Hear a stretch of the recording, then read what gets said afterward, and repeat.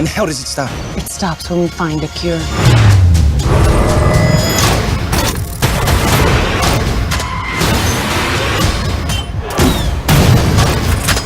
Thomas, you can save your friends. Or you can save us all.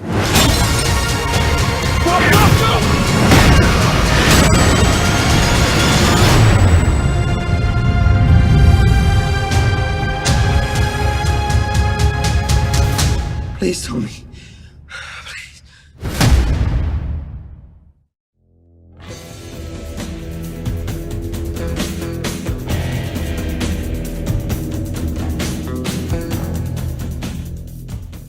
Hello once again, watchers of good movies. My name is Nick Pell, and this is my review of Maze Runner: The Death Cure. Now, a little background quick. I watched the first Maze Runner movie when it first came out in theaters, and I really enjoyed it. I thought it was very gripping, very suspenseful, and a really unique story. And having never read the books before, I didn't know where it was going. I still have not read the books, so I didn't know where this last one was going. I saw Scorch Trials 2 years ago when it came out, and I hated it because it was really boring for some reason. I've only seen it once, and it was that one time in theaters because I never had really any desire to see it after that point. Now, 2 years later, after Scorch Trials, we have The Death Cure. And the reason that there's such a big time gap between Scorch Trials and Death Cure is because, if you're not aware, Dylan O'Brien suffered an onset injury during the course of filming Death Cure when they were originally filming it. They wanted to get the movie out, I believe, last year sometime, and because he had this onset injury, which he had to take a lot of time to recover from, it delayed the movie significantly, and thus we have it coming out in January of 2018 instead of whenever it was originally supposed to launch. But that being said, let's see how The Death Cure ended up stacking up against the original Maze Runner and Scorch Trials. I have not read any of the Maze Runner trilogy, especially not Death Cure, so I don't know how accurate this is to the book material, if they changed anything, if anything of that sort has occurred. So it's a review of the film, not the book. Now, I'll be honest, having not seen Scorch Trials for at least 2 years now, I had a lot of trouble figuring out who the other people were besides really just Thomas and Newt, Dylan O'Brien, and then Thomas brodie-sangster. They're the only two people who I really remembered having significant purpose in the other two films. I knew that the other characters were there.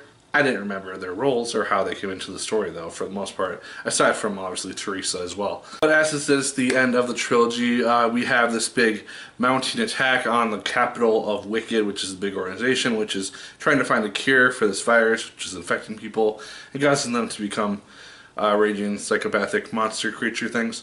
Kind of like The Last of Us to an extent, except less mutations and stuff. The acting in this film was actually surprisingly well done. I really enjoyed it. Dylan O'Brien especially was a really big standout for me. He really delivered a really good performance. You can tell that there's been a big difference in his acting abilities since Scorch Trials up to now with Death Cure, with there being, I believe, a 3-year gap between those. I also enjoyed his on-screen chemistry with Newt, Thomas brodie-sangster. I thought that they worked together really well, and you could really sense a really good and strong camaraderie between them. It worked really nicely, and it was something which I wasn't really expecting to like as much as I did in the film, because I never really felt like they had a strong connection from what I remember in the first film. So the fact that they had such a strong friendship in this film was a little bit of a throw off, but I enjoyed it for what it was because it led to some interesting scenes towards the end. Now, one thing which is really interesting about the Wicked, the evil organization in this film, is because they're trying to do a good thing, but they're just going about it in really bad ways. They're basically experimenting on kids who are immune to this virus, and basically taking all their blood and putting them through these extensive, rigorous mental trials in order to develop antibodies and figure out this cure for this virus. And it's just a really bad way of going about it. So they're trying to do a good thing, but do it in a bad way. And so Teresa's character is a little bit 50-50 for me. First half of the movie, I really didn't like her because she betrayed Thomas and the gang at the end of Scorch Trials, if you're not aware of that.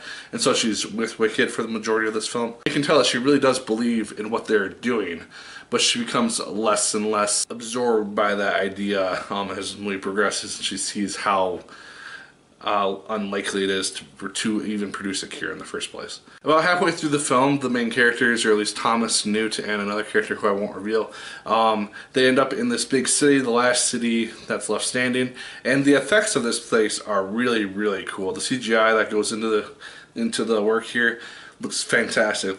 It looks really futuristic, but not totally futuristic. It looks like basically what you would expect a lot of the major metropolises of at least the US and probably Europe to be in 100 years maybe.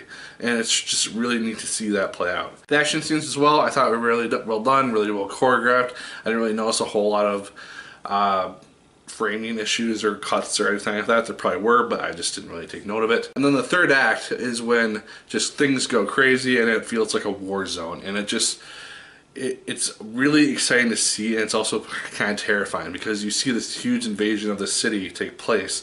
And you see buildings being destroyed and bombs going off, and it's just a chaotic war zone.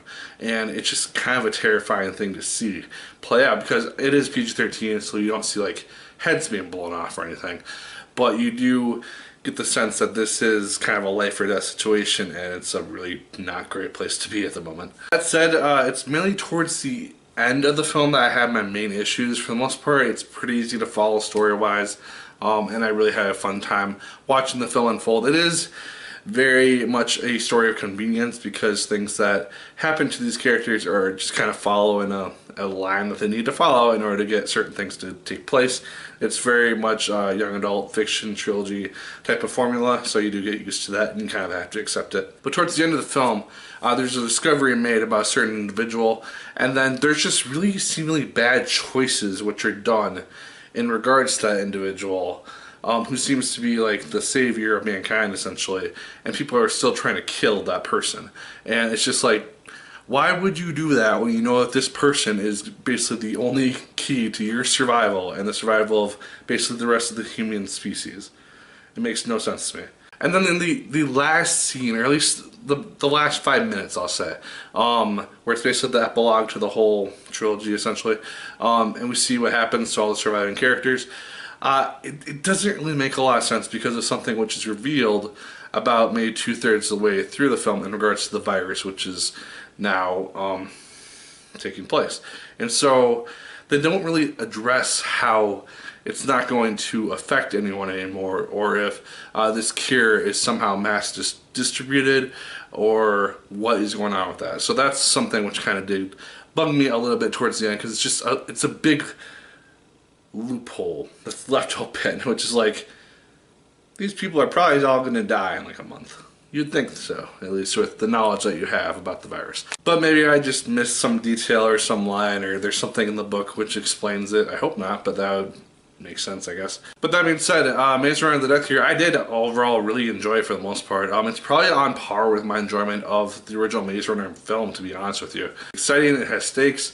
I really enjoyed the on-screen chemistry between a lot of the characters, and the ending, at least like the big fiery ending, I'll say that, was really exciting to see take place. And the last act of the film was really, really fun to watch and really, really engaging, but it was just little things which kind of weighed it down from being fantastic. But guys, those are my thoughts on Maze Runner: The Death Cure. Let me know your thoughts in the comments down below. Did you like it as much as I did? Did you hate it more than I did? Let me know. Like, fair, comment, and subscribe once again if you so choose. I appreciate it immensely.